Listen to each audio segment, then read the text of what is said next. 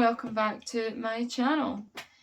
I am going to be discussing, it'll be a short video today because I'm going to be discussing my brain damage basically. As you all know, the cranial synostosis caused me to have left side brain damage. Now the left side of your brain controls the right side of your body and the right side of your brain controls the left side of your body. You'd think it'd be wired differently, but that's just the way it's wired. And I have no vision in my right eye, and that was due to the brain damage. What had happened was the nerve receptors in your eye, that vision goes from your eye up to your brain, and your brain makes a picture and bounces it back to your eye. So that's how your brain creates the pictures. That part of my brain, that part of the nerve system that does that, is broken. It doesn't work. It's not connected properly. It's not wired properly due to the damage. That's what I call it anyway. It's not wired properly. If I cover over my left eye, I can just see a little bit of light and no more. And then my brain basically has a freak out because it remembers it has another eye in its head and goes, where did that come from? What happened? So there's that. It affected my right hand side muscle wise. I've got muscle weakness in my right arm and my right leg. So that was challenging growing up as a child because I wanted to keep going at the same pace as my brothers did, running about, having fun, all the stuff. My body wouldn't let me. My leg would get to the point where it would get so sore, I would cry. I remember crying one day because the muscles were just so sore in my leg. When it came to high school, writing a lot of notes caused my hand to swell up and would mean that my hand would get really sore really quick. Because obviously if you're writing and you're holding a pencil a certain way, you're using your muscles in this part of your arm. And because my hand and my wrist and my arm's obviously weak, it means that it was slightly more difficult for me to write. I wrote notes, they weren't the neatest of notes. And my English teacher said to my mum and dad about it. My mum and dad says, well, there's nothing we can do about it. It's how Gemma writes because of how Gemma holds the pencil.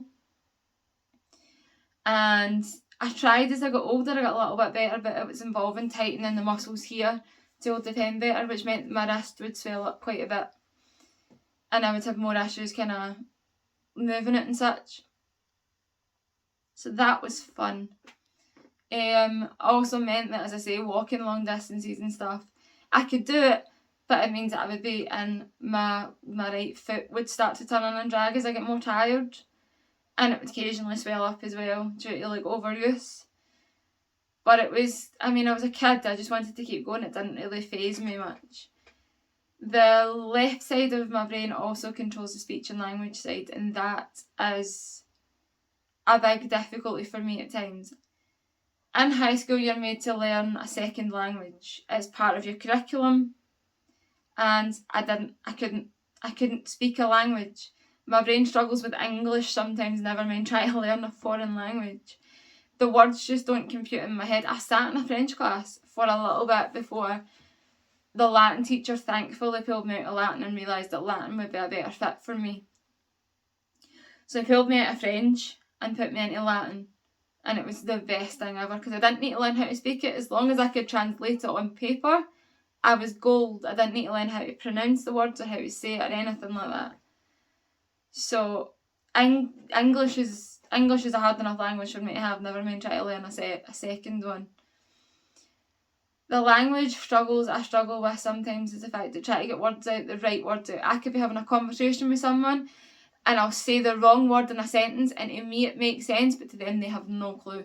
Unless you're close family and friends who have dealt with that on a daily basis or a lot, they kind of just look at me and go, what was that? And I'll be like, and then I'd explain myself because I didn't think I'd said anything wrong. Like I hadn't said the wrong word, I thought it made sense to me, so why wouldn't it make sense to them?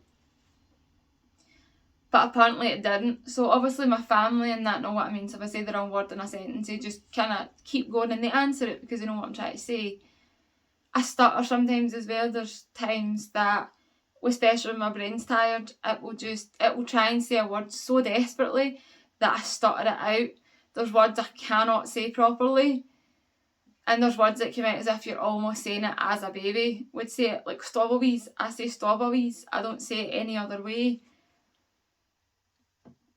And there's synonyming, like there's so many M's in synonyming, it's just how I say it I've never been able to say it any other way. And I'm 27 now and I still can't say it any other way. That's just how my brain is programmed to say it. So it's hard to change it and it's hard to say it right, because that's just how my brain computes the word to sound, and it doesn't, but that's just how it sounds to my brain. That's how my brain works the words out. The understanding side of it was a challenge in school, because there was teachers that didn't understand it properly enough to teach me a slightly different way. When it came to maths, I was actually told I was unteachable at math, which was great to hear from a teacher. Told that you were unteachable at math. Fantastic. First year at high school, you're unteachable at math. Awesome. I was put into the small Access 1 group when it came to math, because I really, my math was poor. My math still is poor when it comes to writing. I mean, I've got better at mental math in it rather than physically doing it. On paper, I struggled with that, like the bus shelters that you had to do. That didn't make sense to me. I could get the answer, so why did I need to make the bus shelters or the additions or whatever that you had to write down on paper? Why did I need to do that if I could get the answer? And the answers were always right, but it should always fail me because I never wrote down my bus shelters and all this and that. But I was like, but I've got the answer, why does it matter? And she's like, because you need to show your working. I was like, but my working's in my brain. And she's like, but you need to show it on paper. I was like, but I can't show it on paper. And she's like, well, you got the answer. And I was like, yeah, but it wasn't involving writing bus shelters, adding, subtracting on paper. It was just specifically putting two numbers into my brain, dividing, adding, subtracting, whatever I did, and get the answer. I says, the answers are right. I says, so why are you failing me? And she's like, because you aren't doing the sums on paper. And I'm like, right, okay, so I did the additional sums on paper, and she saw how much a mess it was, and she's like, do you want to know what? Just stick to doing it in your head. Once you get the answer, then do your bus shelter. Don't try and do your bus shelter and get the answer. And I was like, that's fine. So she gave me one sheet to write my answer down and one sheet to do my bus shelter with, or my add, subtract and sums or whatever. And then I got put the answer down as it was meant to be anyway. So I eventually got better with that part, but I still prefer mental math. It's a lot easier for me than trying to write sums out and stuff like that. So we awesome soared that. I think I finished it in intermediate 2 math and just didn't take it in 6th year. I gave up. I was like, nah, not doing it, can't do it. Hate math, absolutely hate it with a passion. So I unfortunately had to do math again when I went to college, but I ended up getting the degree, the better results in that than I did actually in my maths class in high school. So, you know, silver linings and all. And sometimes when my dad's explaining something, or when my mum and dad explained something to me, or I was asking a question to someone who knew me, sometimes not in a patronising way, but sometimes they had to explain it in simple terms. It's almost as if you were talking to a toddler, just for my brain to understand what you were saying, and how it made sense in my brain was different to how other people would see it. So then I had to get it corrected properly so that it made sense to me like it did everyone else. That was a challenge growing up for mum and dad to get me to understand things. But we got there in the end. I mean, we managed. Also affected my milestones as well. I didn't reach the milestones at the pace everyone else did, because that's just how it was. There wasn't a pomp and circumstance about it. My dad worked really, really hard to get me there. I mean, he played this game with me that he'd pick me up and then put me on the floor, and then I'd walk a few wee bits, and then he'd do the same again and put me back. I fell down and pick me back up. And then between the living room and doing it on the beach, I managed. I walked. I got there. Slightly later than a little bit later, not a great deal later. But mum and dad were told that I wouldn't live to my 5th birthday. I wouldn't be a functioning adult.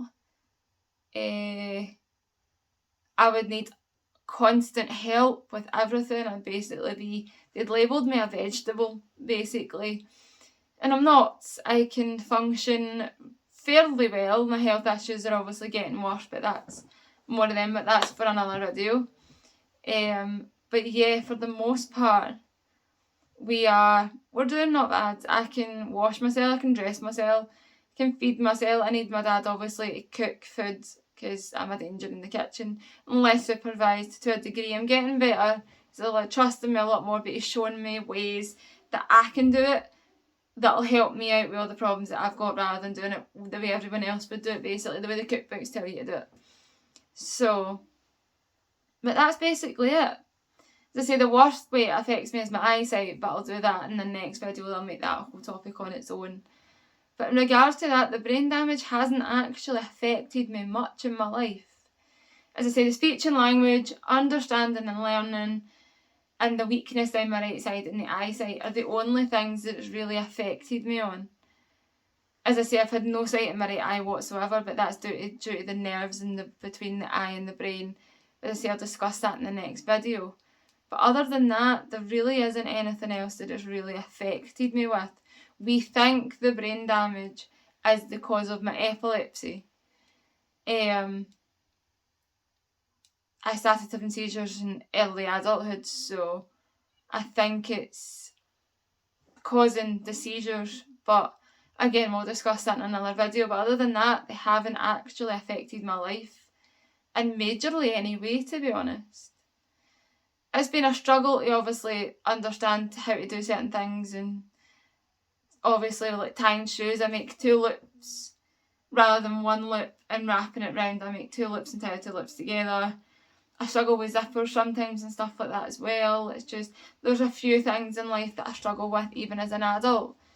But in the grand scheme of things, I say there's not much of a difference in regards to my health at all, that it really makes a big impact on my life, because it doesn't really make that big an impact on my life anymore.